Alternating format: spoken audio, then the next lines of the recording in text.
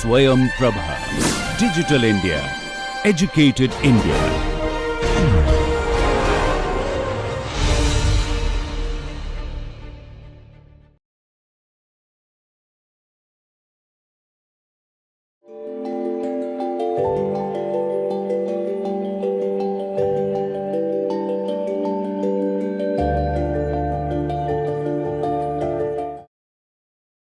Welcome friends to this NPTEL online certification course of environmental soil chemistry, and today we are going to start week 5 or module 5, and in this week we will be basically discussing about ion exchange process and several aspects of ion exchange phenomena.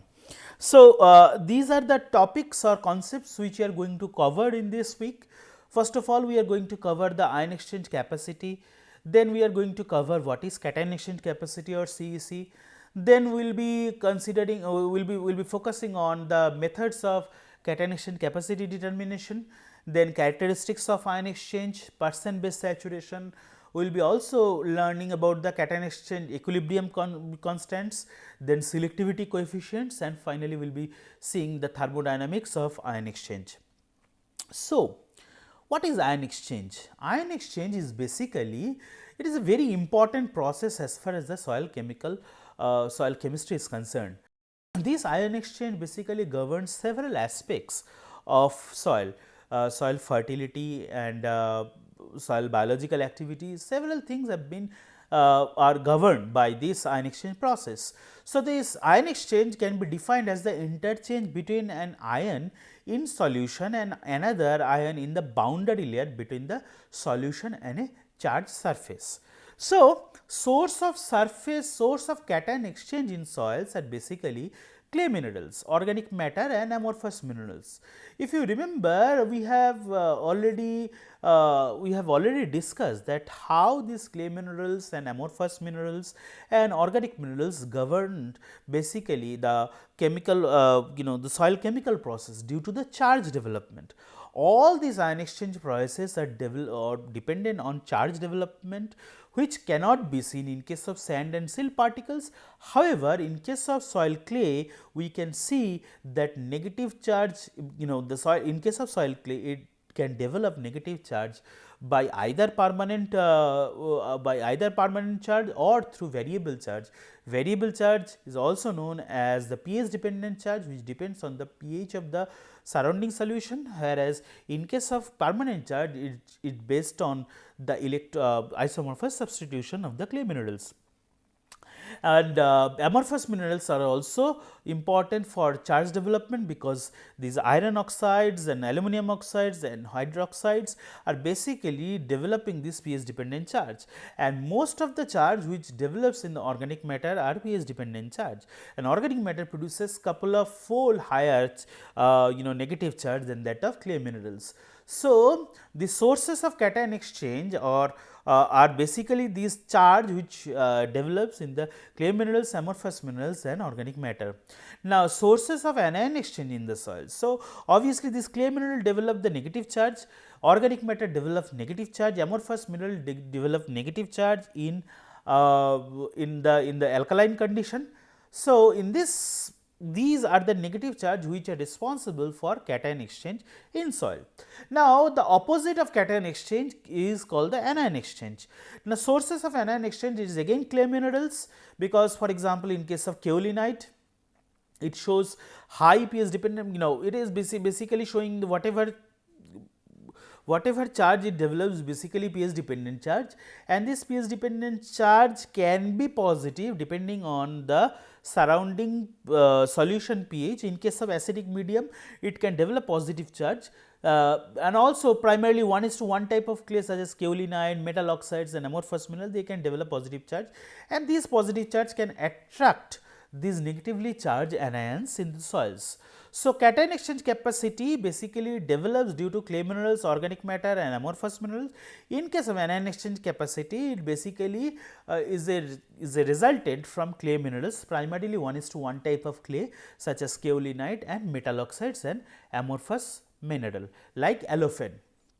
Now, The ion exchange capacity is the maximum adsorption of readily exchangeable ion on soil particle surfaces. Now, ion exchange capacity can be ion exchange capacity is basically the summation of both cation exchange capacity as well as anion exchange capacity.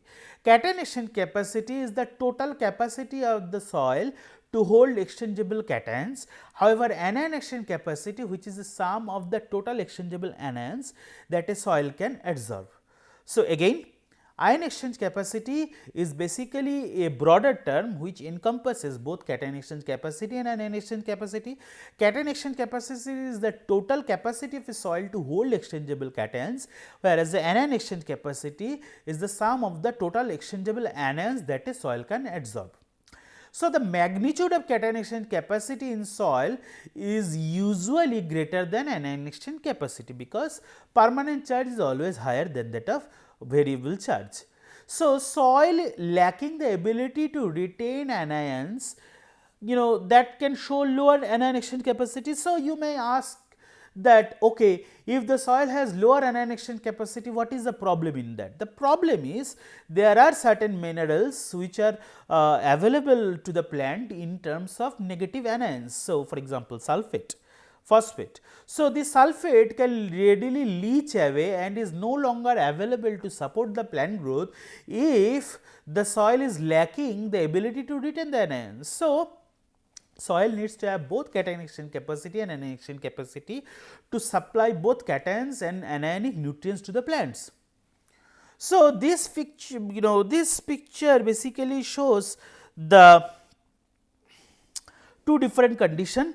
In one condition, you can see a high development of negative charge in the clay surface, and obviously the bounded cations are also higher in case of this condition, condition A, and in case of condition B, you can see the development of negative charge is very less. As a result of that, the attachment of positive charge counter ions are also very less. So, basically it is clear that in case of condition A, the cation exchange capacity is higher of as compared to the condition B. So, CEC of soil A is higher than CEC of soil B. So, the CEC or catenation capacity of a soil is a measure of the quantity of negatively charged site on soil surfaces that can retain positively charged ions or cations. Okay, such as calcium. Generally, these cations are calcium, magnesium, potassium, and these are basically attracted to the negatively charged clay surface by electrostatic forces. These electrostatic forces are so the electrostatic forces are the major binding force between the cations as well as the negatively charged clay surface. Now, cations can retain electrostatically, which are retained electrostatically are easily exchangeable with cations in the soil solution. So, a soil with a higher cation exchange capacity has a greater capacity to maintain adequate quantities of calcium, magnesium and potassium than a soil with a low CEC. Obviously, when the soil has the higher capacity to retain more cationic nutrients, it has also greater capacity to maintain adequate quantities of calcium, magnesium, potassium than a soil with a lower CEC.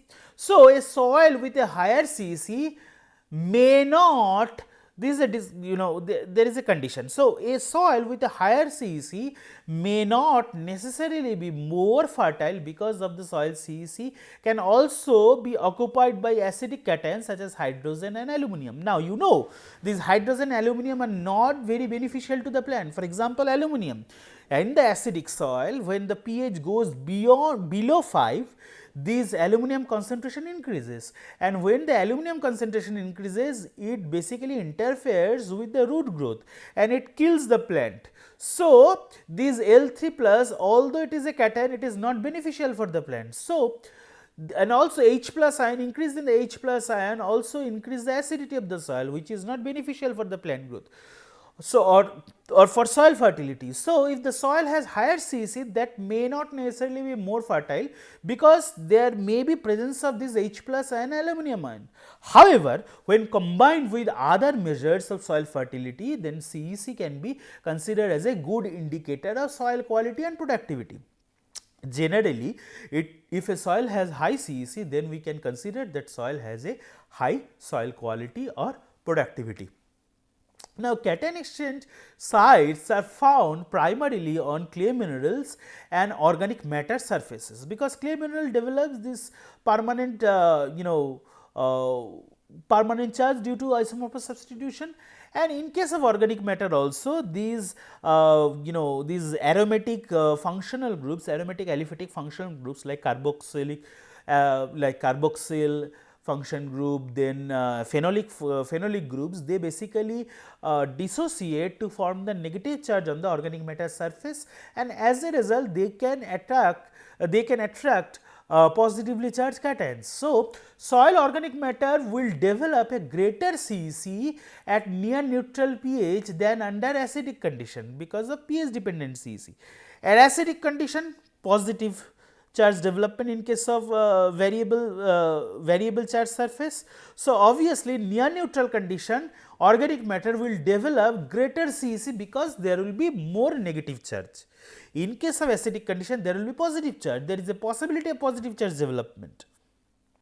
So, addition of organic matter will likely increase soil cation exchange capacity over time, and on the other hand, a soil cation exchange capacity can decrease with time as well through natural or fertilizer induced acidification and organic matter decomposition. So, soil CEC also can decrease with time through natural fertilizer induced acidification. There are some fertilizer which are acid forming fertilizers. So, when you apply this fertilizer into the soil, they form acidic reaction and the soil become acidic. So, the CEC can decrease in that condition. So, soil CEC is normally expressed in one of two numerically equivalent sets of units. Either you can express, so earlier people used to express this cation exchange capacity in terms of milli equivalent of charge per milli equivalent charge per 100 grams of dry soil. Nowadays, we generally use the C mol C per kg, that is centimoles of charge per kilogram of dry soil to express this cation exchange capacity. So, these two are the generally used units of cation exchange capacity. Now, what are the methods of determining the cation exchange capacity? So, for soil classification purpose, a soil cation exchange capacity often measures at a standard pH value. So, examples are, for example, generally we use ammonium acetate method following these Schoenberger and Reibelbe's method of 1930, which is buffered at pH 7, and also barium chloride and triethanolamine method of Melick, which is buffered at pH 8.2. So, basically we use two different solution, one at pH 7. So, it is buffered at pH 7, another method we use the barium chloride and triethanolamine method, so which is buffered at pH 8.2. So, buffer CEC method, why it is important and what is their drawback? So, buffer CEC method, the buffer solution basically we apply to the soil. So, if the pH of the buffer is more than the pH of the native soil, then this method measures not only the cation exchange sites active at the pH of the particular soil, but also pH dependent exchange site that would become negatively charged if the soil pH were raised to 7 or 8.2. So, here you see two different when we add two different reagents, one is buffered at pH 7, another is buffered at pH 8.2. So, if the native soil has a pH dependent charge and its pH is less than 7 or 8.2, when we add this buffer, they will, due to this negative charge surface, due to this variable charge, they will develop negative charge.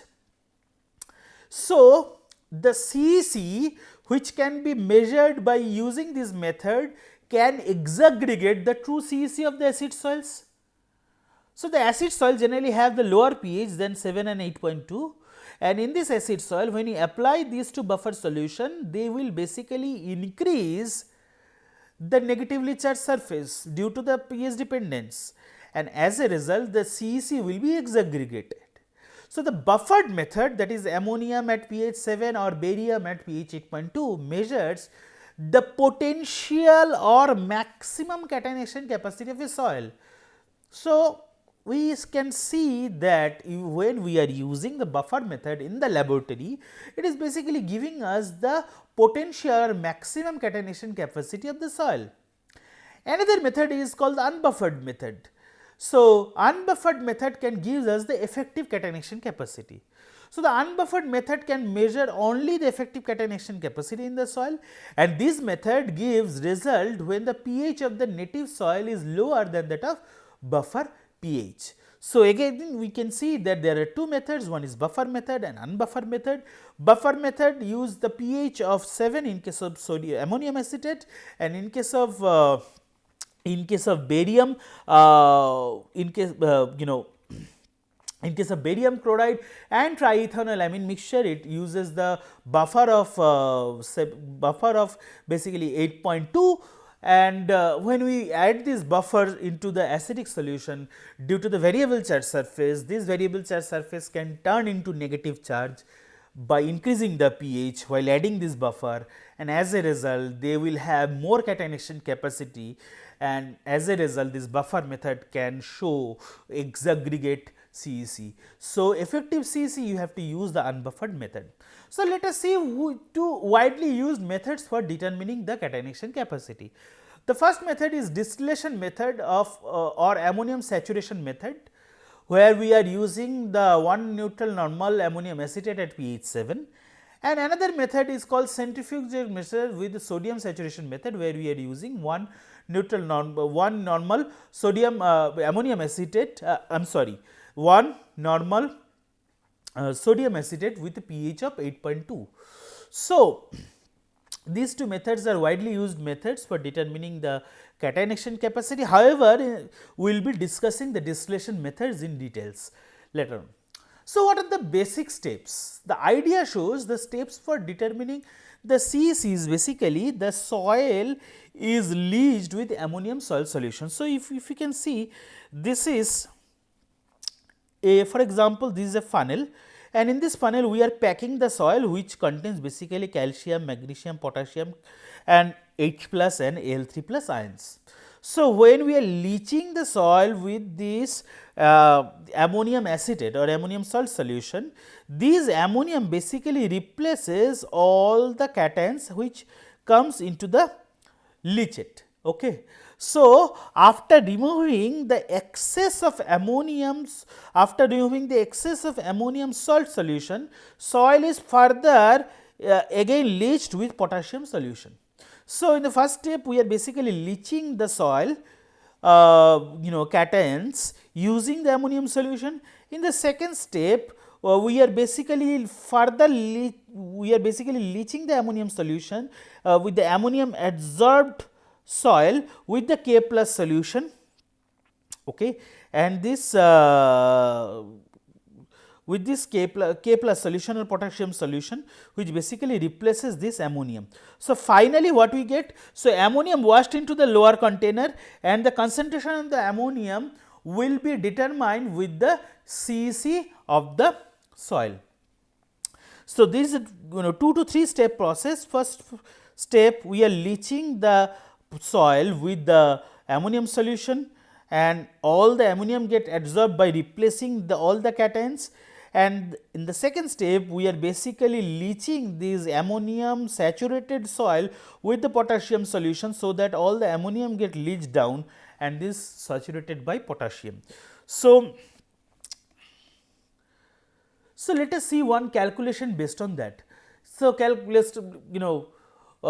based on that. So, after leaching, let us assume that after leaching a soil with 0.4 liter of ammonium solution, let us consider that we have used only 0.4 liter of ammonium acetate solution All the exchangeable cations shown in the soil samples were displaced off the colloid and washed into the beaker along with the excess of ammonium ions. Now, the solution in this beaker was analyzed for calcium, magnesium, potassium, aluminum and H with the following results. So, we got for calcium 200 ppm of calcium, 60 ppm of magnesium ions, 97 ppm of K plus ion, 5 ppm of H plus ion and 67.5 ppm of Al3 plus ions. So, because only we have used 0.4 liter of solution was collected from the soil sample and the soil sample weighted only 0.1 kg or 100 grams. These results can be multiplied with 0.4 and 10 to give the amounts of each ion collected in ppm or mg per kg in soil. So, basically we have to multiply it with 0.4 and 10 to convert into the milligram per kg or ppm. So, as an example we can show the calculation for the calcium. So, let us consider this calcium. We have measured the calcium in the leachate and which comes around 200 milligram per liter. So, if we see it is a 200 milligram calcium per liter. So, basically we are multiplying it with 0.4 liter and then we are multiplying it with the 10 grams to get ultimately milligram per kg. So, ultimately we are getting 800 milligram of calcium per kg of soil. Now, how to convert it to CEC? Now, for calcium we know the atomic weight is approximately 40 gram per mole. So, 1 mole of calcium contains 40 grams.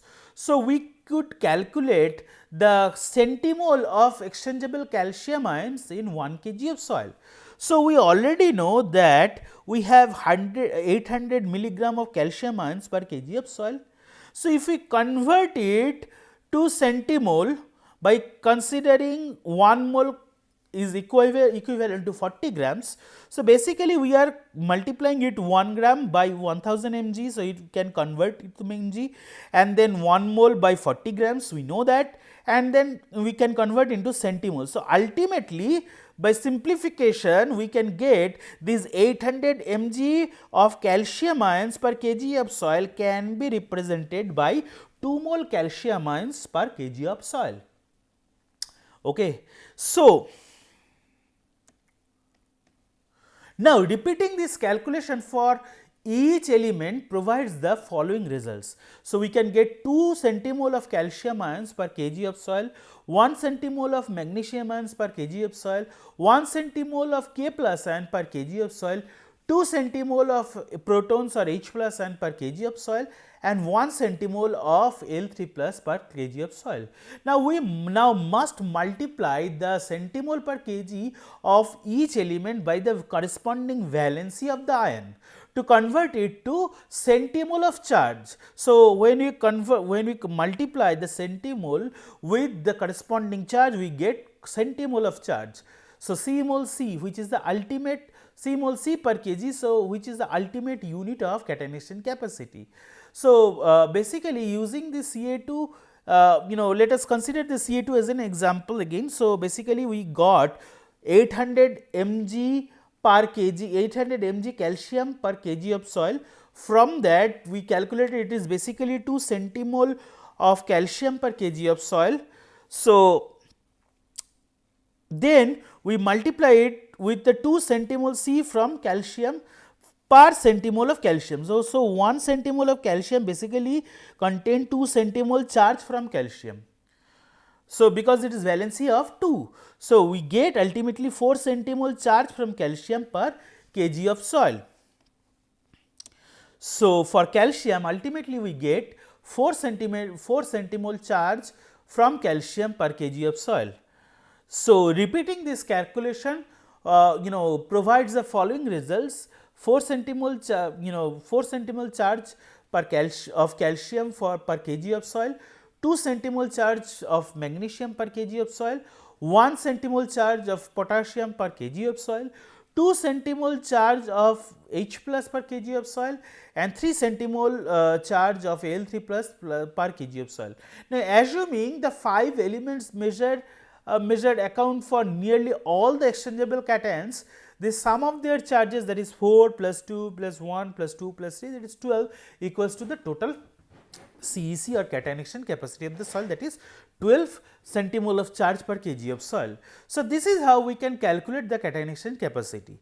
So, summarily we have started with a particular cation, we converted that particular, we have calculated, if we just go back a little bit. So, we have started with the concentration of the analyzed leachate, and then basically we converted into milligram per kg depending on whatever amount of solution we have taken and what is the weight of the initial weight of the soil. So, from there we can convert into milligram per kg.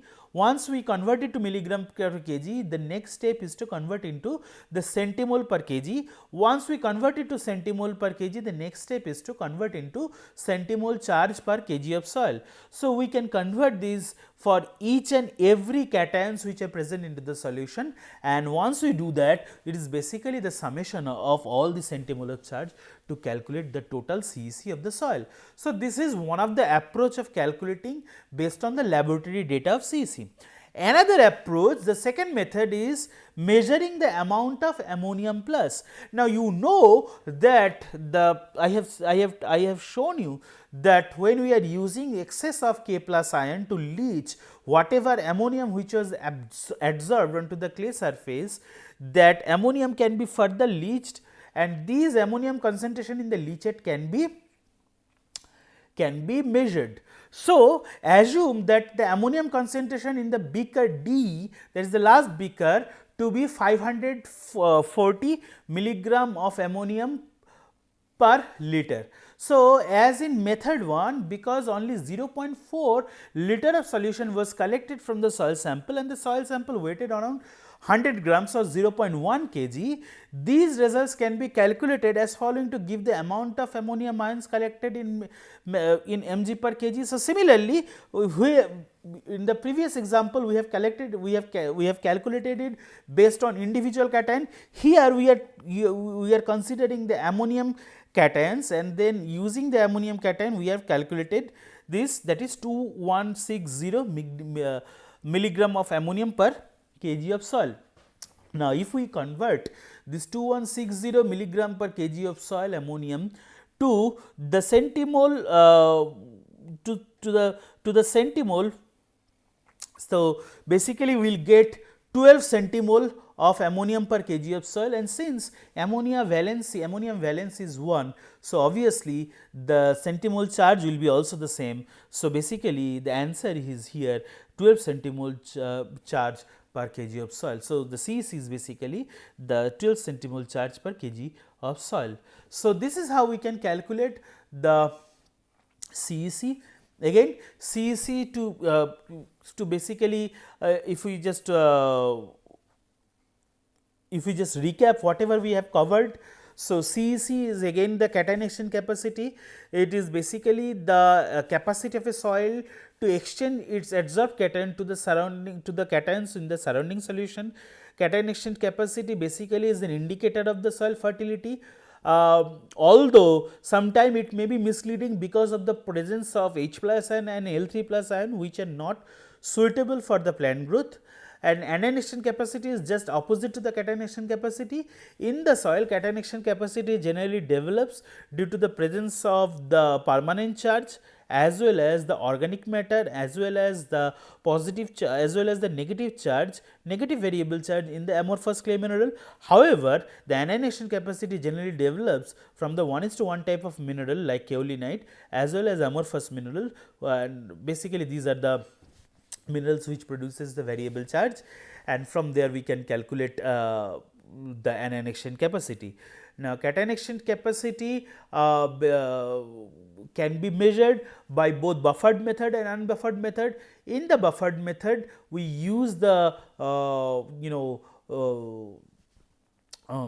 ammonium acetate with a buffer pH of 7, and basically this ammonium acetate these ammonium acetate, these ammonium ions from this solution basically replace all the cations, and then we can measure the catenation capacity either by measuring the individual cations or by measuring the ammoniums which are further leached by another solution called potassium enriched solution. So, this is how we can calculate the catenation capacity by two different methods. Okay. So, I told you that another the most widely used method in the soil in the laboratory is the distillation method or ammonium saturation method. So, what is the principle of this distillation method? So, the principle of this distillation method, in this method the CEC of the soil is measured by leaching with neutral 1 normal ammonium acetate, just like we have seen, and this results saturation of the exchange complex with ammonium ions. We know that. Then these adsorbed ammonium ions are determined by distillation of the soil. So, in this step we are basically these adsorbed ammonium ions are determined by distillation of the soil with magnesia, that is MgO. Now, the ultimately ammonia gas will evolve during the process, which is basically absorbed in known amount of acids, which is taken in excess amount, and then the unreacted acid is back titrated with the standard alkali. So, here again we take the soil and then we saturate it with the neutral normal ammonium acetate. Ammonium replace all the cations, and these ammonium can be further in the presence of magnesium oxide.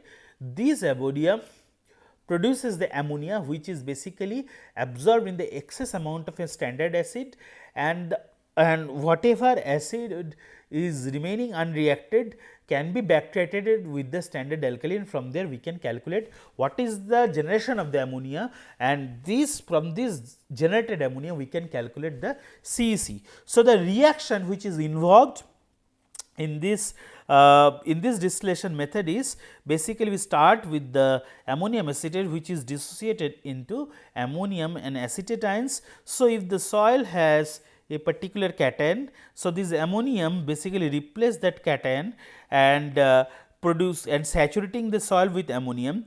Now, in the next step, this magnesium oxide in the presence of water produces magnesium ions as well as 2 hydroxyl anions, and these ammonium saturated soil in the presence of these magnesium ions as well as 2 hydroxyl ions can produce this ammonia gas as well as magnesium saturated soil and water. So, these ammonium get absorbed into some acid solution, and whatever acid is remaining unreacted after this absorption of ammonia can be back titrated with the standard alkali. So, this is how in the laboratory using the distillation method we generally measure the catenation capacity of the soil.